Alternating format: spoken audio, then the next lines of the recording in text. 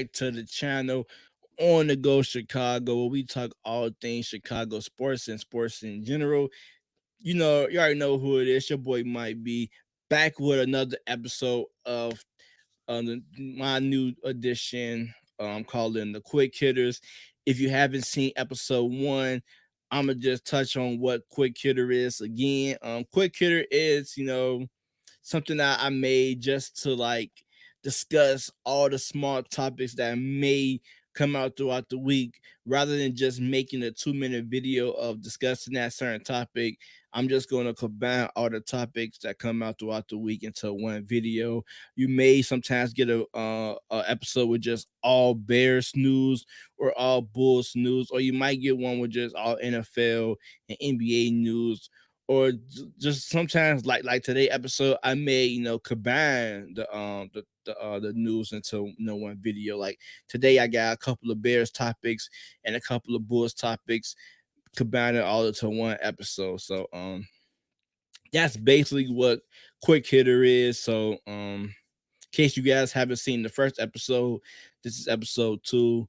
I'm probably gonna release these Wednesdays and Fridays. So yeah, let me know what you guys think if you rocking with the Quick Hitters. And if you guys got any kind of news that you may see that I may miss, um, go ahead, tweet me on Twitter. You can tweet my main account at Shot City Mike B, or you can tweet the channel account at OTG Shot Sports, because I may miss a couple of news or a couple of articles. I can't catch everything. So if you guys see something, just shoot me a tweet, and I can add it into the episode. And in the future, I'm looking forward to doing the mailbag as well. We are slowly growing. So right now, maybe once I get grow some more, then I'll probably start doing some mailbags and having some of you guys send me something. So yeah, the topics we got today, we're gonna touch on the Akiem Hicks signing with Tampa Bay. Over under for Justin Fields set at 3,500. Is that realistic? I'm gonna give you guys my opinion. AK comments on the Bulls. Then we're gonna wrap up with Javonte Green. Also comments on working on his offense. And he was asked about DeMar and Zach LaVine, quote unquote, rumored beef. So yeah, all that in today's episode. So let's get into the first topic at hand, a sad one. Akiem Hicks signed with the Tampa Bay Buccaneers, a 1-year deal worth $10 million. Man, Akiem Hicks heading to Tampa Bay.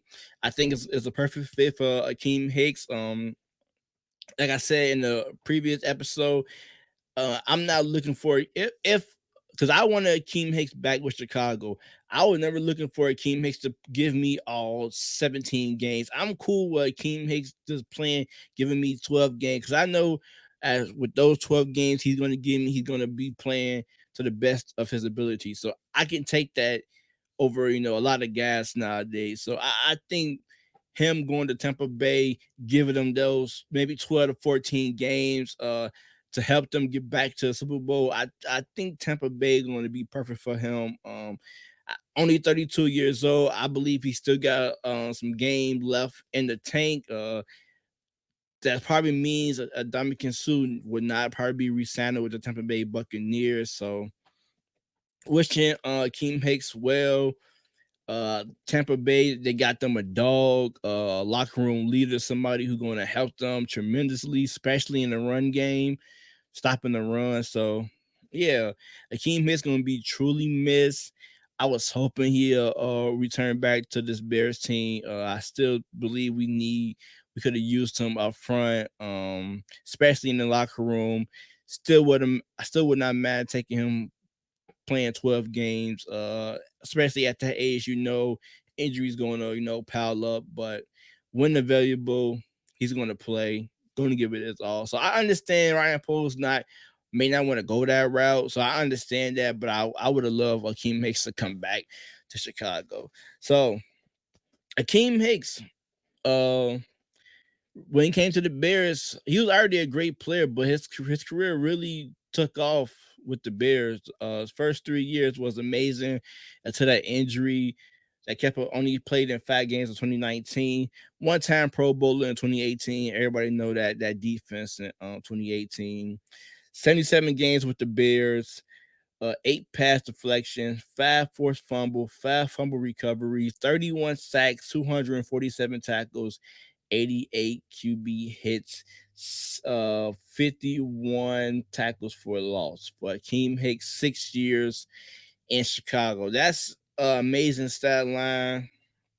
So nothing but respect for Akiem Hicks. Once a Bears, always a Bear. Good luck in Tampa Bay. I know you're gonna ball out with those boys. So yeah, shout out to Akiem Hicks. Next up, we got over or under for set at 3,500 yards. Well, 3,500 passing yards for Justin Fields heading to year two. Are those numbers realistic? To me, I think Justin Fields can hit over 3,500 yards. If this was set at 4,000, then maybe I probably have to, think on it. Not saying Justin Fields can't get over 4,000 yards. I'm expecting this offense to be a run heavy. I do expect Justin Fields to get loose and throw the ball, but I do think a lot of the times we are going to be running the football. So I think Justin Fields probably won't hit that 4K mark. He probably be creeping up on 4K, but I don't think anything past 4K is I'm expecting. For me, I got him at least 3,800 to maybe knocking on 4K for year two.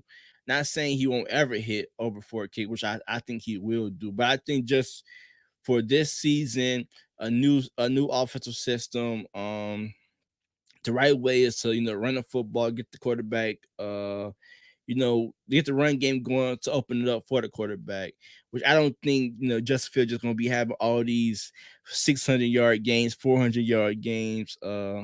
He's capable of doing it. Don't get me wrong, but I just think for this year, things going to be kind of simple just to get everything going. So I'm going over for 3,500 yards.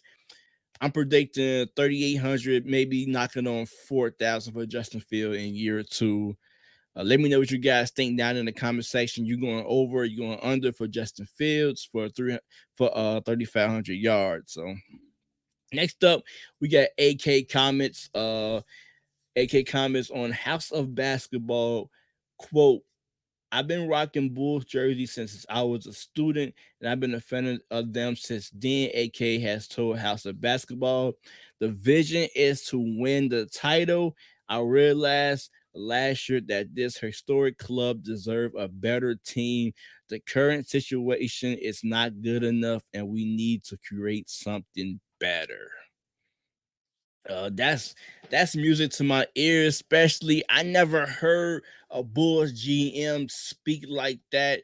So when I hear comments like that, it warmed my heart because I'm not used to this as a Bulls fan.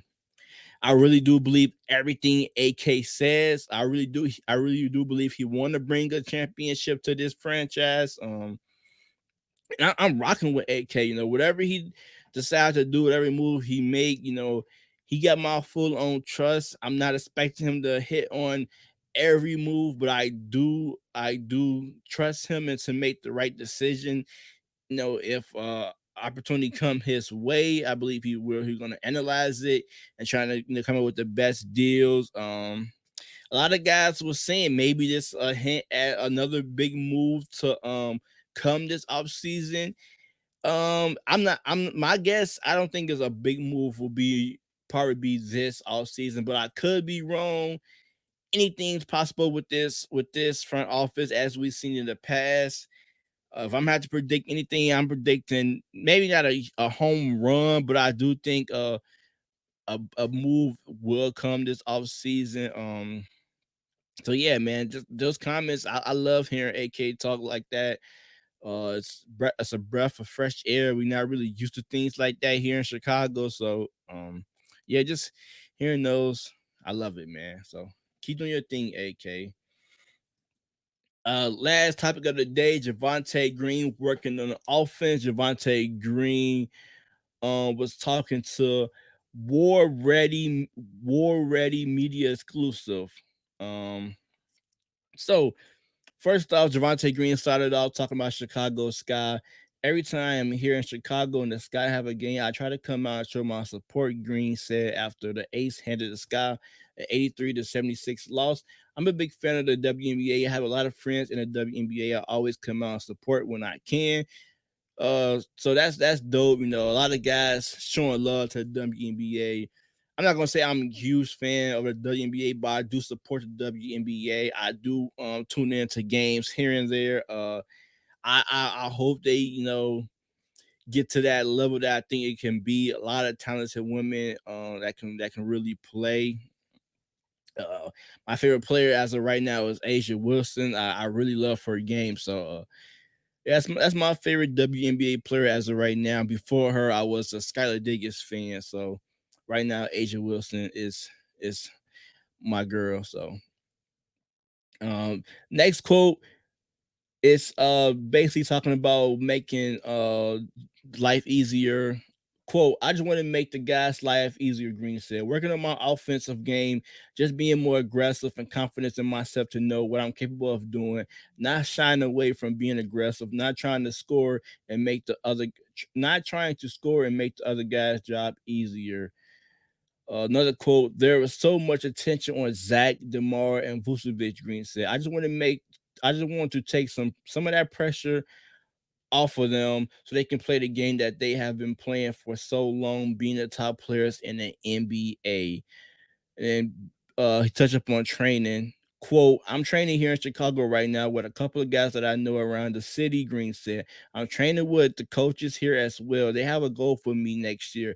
I'm just trying to figure out that out right now. As I try to perfect the goal that they want me to do, I can work on myself.